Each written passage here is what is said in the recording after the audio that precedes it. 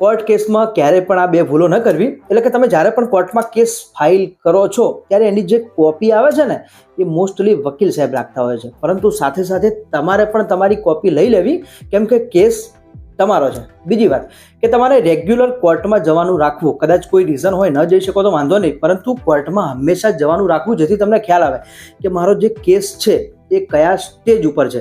હવે આમાં ઓર્ડર થઈ ગયો પોઝિટિવ કે નેગેટિવ, તો તાત્કાલિક ઓર્ડરની કોપી પણ લઈ લેવી, કેમ કે તમારે જો એને ઓર્ડરને ચેલેન્જ કરવો હશે તો ઓર્ડરની કોપી પણ જોઈશે. તમારે રિવિઝન કે અપીલમાં જવું હોય તો ઓર્ડર તો જોઈશે જ. અને બીજી વાર કે ઘણીવાર એવું થાય કે ઓર્ડરની કોપી તમે નહીં લીધી હોય, અથવા તો તમારે જે આ કેસ છે એની કોપી નહીં લીધી હોય અને વકીલ સાહેબ જોડે અનબનાવ થઈ ગયો અને એ કોપી નહીં આપે ને જો અગાઉથી તમારી પાસે હશે તો તમે તમારા કેસને ફાઇટ પણ કરી શકો છો, અપીલ કે રિવિઝનમાં પણ જઈ શકો છો. અને બીજું કે સમય મર્યાદા પણ આમાં ખૂબ જ ઇમ્પોર્ટન્ટ છે. ધારો કે અપીલ કે રિવિઝન કરવાનો એક સમય હોય છે, જો એ સમય વીતી જશો